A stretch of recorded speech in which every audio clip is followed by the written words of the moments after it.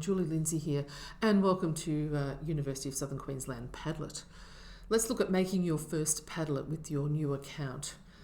So make sure you are at the University of Southern Queensland.padlet.org. Don't go to padlet.com. It's not going to work at padlet.com. Okay.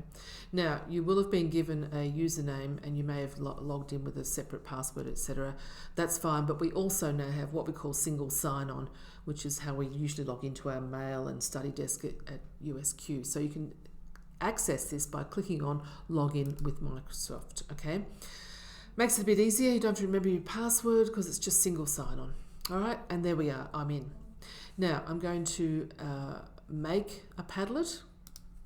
Very simply, I have some different templates to choose from. I think I'll just do a shelf at this point. I'm going to select. All right, and what we have here is Padlet creates a background, etc. But you can now change all this. So the title, My Delightful Padlet, you can now change this to whatever you want. And subtitle, you can change the icon, which goes up next to the title. I'm just going to put a little emoji there. You can change the address. I really encourage you to change the address because that doesn't make a lot of sense. So test 1 maybe, or the name of your course, Padlet 1, something like that. You can now change the appearance. So you've got colours, gradients, pictures. You can add your own picture, experiment with that. It's a bit of, you get used to it. Let's see, what will I put? I'll put jetpack maybe. Going back, so that's my picture for this one.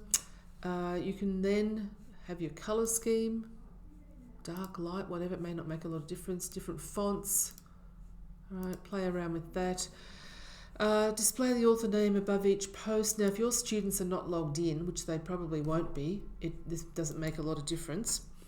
If you want the first post or new post to be at the top or at the bottom, that's something you can change because sometimes the columns get quite long and you may want it to be at the top.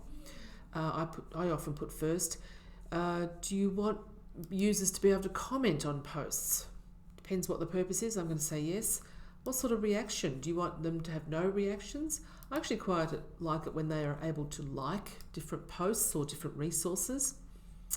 You can also have content filtering, which you may want to consider depending on the context in the cohort.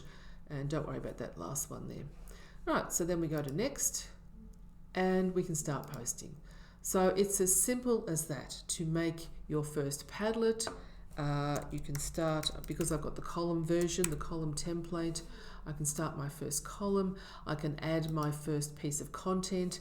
Now you'll notice that you've got, you can upload a file, you can take a photo, you can add a link, you can search for an image, you can do a whole pile of things. Look at all these things you can do, all right? And when you've decided what you want to do, you can put a subject and write something. And there you go. You can publish. It's as easy as that. Have fun.